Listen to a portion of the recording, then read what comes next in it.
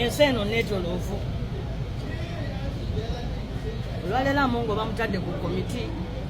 eya government assurance erondoola ebisuubizo bya president nga omubaka Zaake yagikulira kakati n'Amongo ajja gamba ku Zaake sobose ntebe mbadde nina kyenjogera alina okugenda amukuba akamanya njagala gendako bweru nteeka ku tulipu mukama wange kwegamba tutegere nti eno ensi ki netolovu what goes around comes around olabye so bwe tubanga tukola ebituma ofiisi gano ag'obuyinza tumanyenga nnyo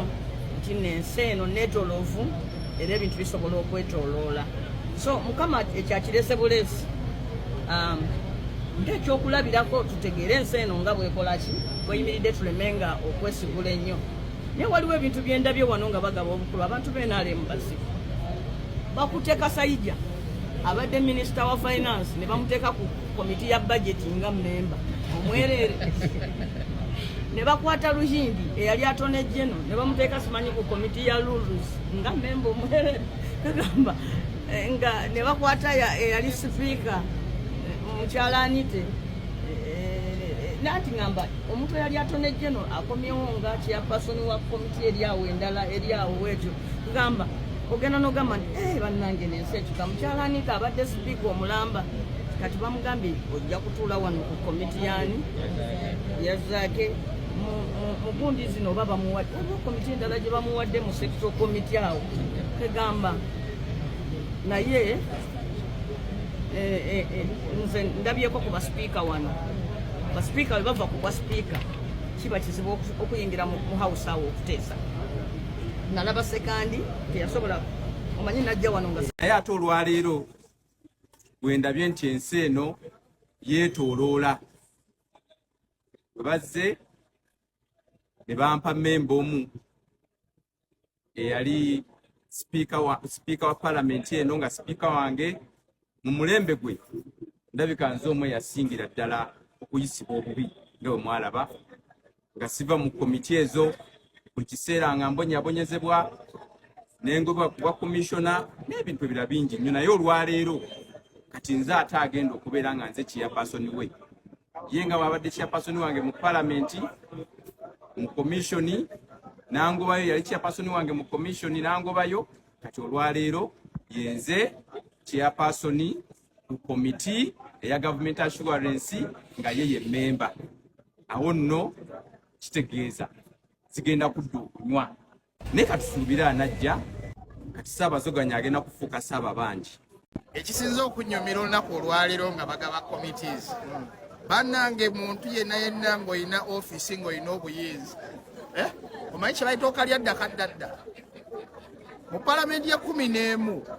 Right Honorable Anita Amongo yali sipiika ne balonda Francis Zaake okuba komishona omukyala Amongo yakijjanya Zaake n'amufulumya komishoni n'amuteekako embeera yonna kaakati bwe balonda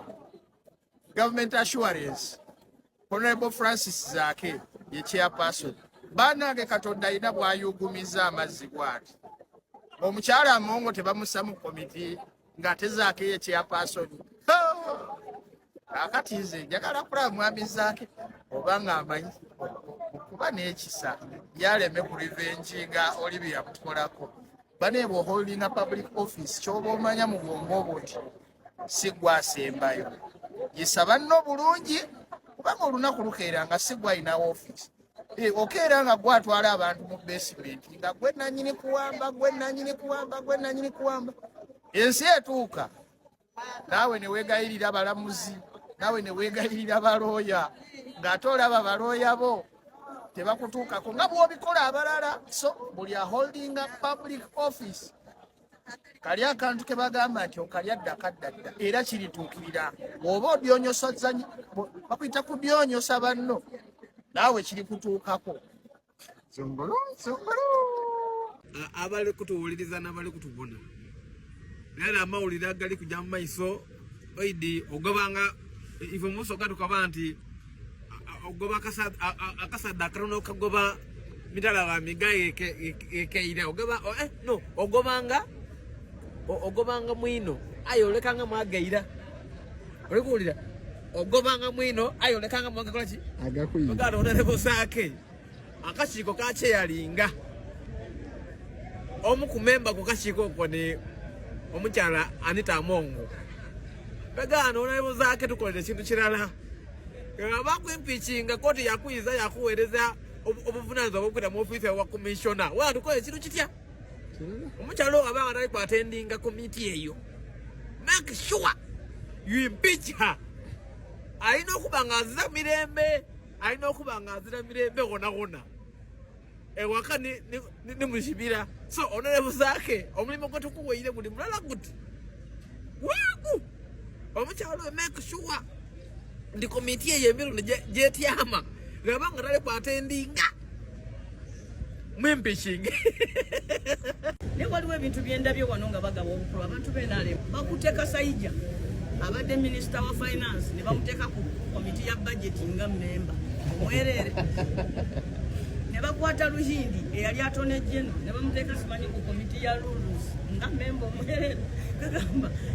nga ne bakwata eyali sipiika omukyala Anite